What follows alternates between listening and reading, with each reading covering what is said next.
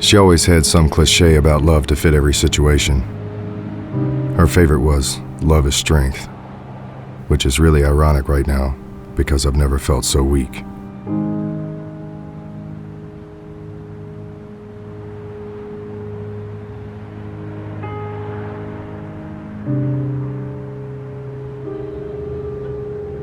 I hate cliches.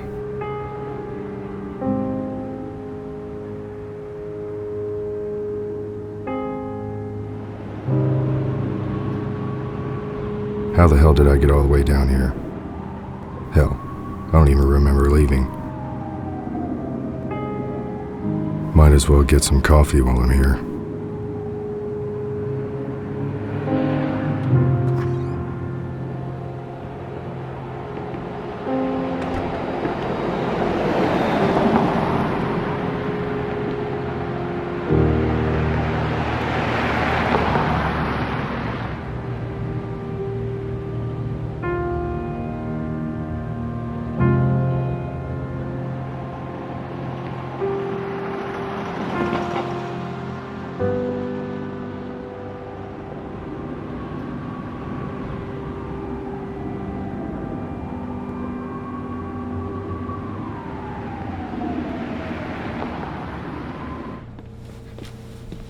What can I get for you, darling?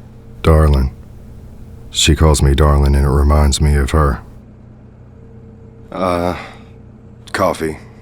All right, I'll be right back with that.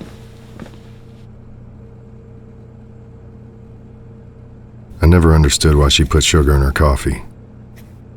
Coffee needs to have an edge to it. It needs the bitterness. Otherwise, it's just tea.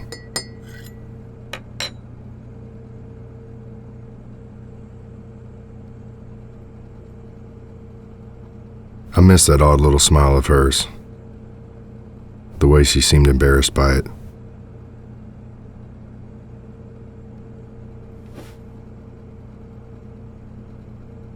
What the hell am I doing? I hate diners. I hate the neon lights, the smell of the grease. Coffee's not bad, though. I never did get why she wanted to meet at these places. Nostalgia, maybe? So, who is she? Excuse me? Whoever it is I remind you of. Just a girl. Just a girl? Well, not exactly. What's her name?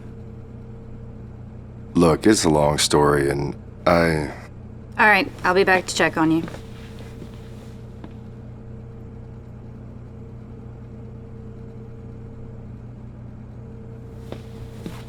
My shift's over and I'm in the mood for a long story. My name's Sandra Ruth Bell, by the way. But my friends call me Sadie. I'm Everett Wallace. I don't think you'd like the story very much. Tell it anyway. Look, darling, it's easy. Start with her name and go from there. Her name was Autumn. She was the most beautiful woman I've ever seen. Well, of course she was. Girlfriend? Wife, maybe? Something like that. Can I get you anything else, honey? No, Caroline, we're good, thanks. Okay.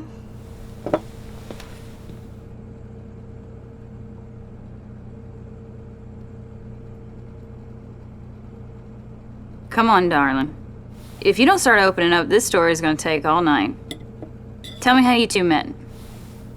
Okay, well, we met in a diner, a lot like this one. It was late, and it was the only place open. She and I were the only people in there. After a while, she came over and asked if she could join me. We sat there all night, just talking. And you all fell madly in love right then and there. Had a whirlwind romance. And then once things simmered down, you all broke up. Everett, you disappoint me. We both know there's more to the story than that. There was definitely romance.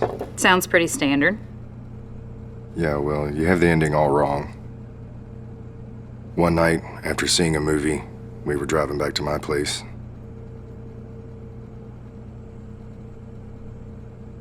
We were T-boned by a pickup that ran through a light. And it hit us on our side. I don't remember much. Except blood. Some light moving around the inside of my car. Everett. What do you say when you know someone you love is dying right in front of you?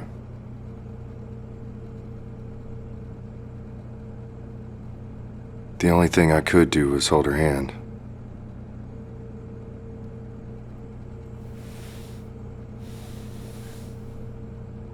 How long ago? The funeral was today. Oh my God. Shouldn't you be with family or something? Instead of in a diner talking to some stranger? The only person I could tell was a stranger. She was married. At the funeral, her husband was holding the girls. He just looked, I don't know, empty. You went to the funeral? Yeah, well, I went to the cemetery, stood in the back so no one would see me. Seriously, you went to the funeral? I needed to say goodbye.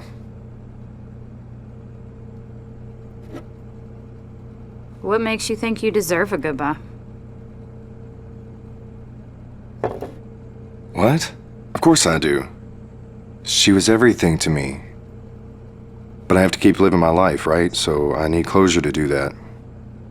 You meet a married woman, have an affair, get her killed, taking her away from her family, and you expect me to believe you're some heartbroken hero? That's not it at all. She was the love of my life. What do you think she was to her husband? Everett, that first night that the two of you all met, I'm sure she told you that her marriage was having all kinds of problems. And you, of course, took that as she needed someone to swoop in and rescue her, right? You don't know me, and you sure as hell don't know anything about her. All right? This is the worst time of my life. You can't imagine what it's like to lose everything. Darling, I'm sure you're hurting, and you have every right to miss somebody that you love. Regardless, that is not the problem here.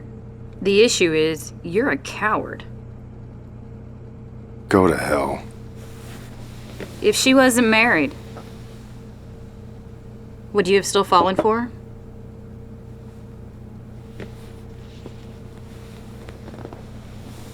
Honestly? No, probably not. But I don't think I'm a coward. You fell for her because you knew there was no future. It was safe. What do you call that? There's nothing safe about the way I feel right now. The grieving widower. And now you have an excuse to go for the rest of your life without ever having to get close to anyone. You know, Everett, you can't spend your entire life being afraid to love someone and at the same time being afraid to be alone. It just doesn't work. Sadie. What do I do now? Darling, that's not up to me.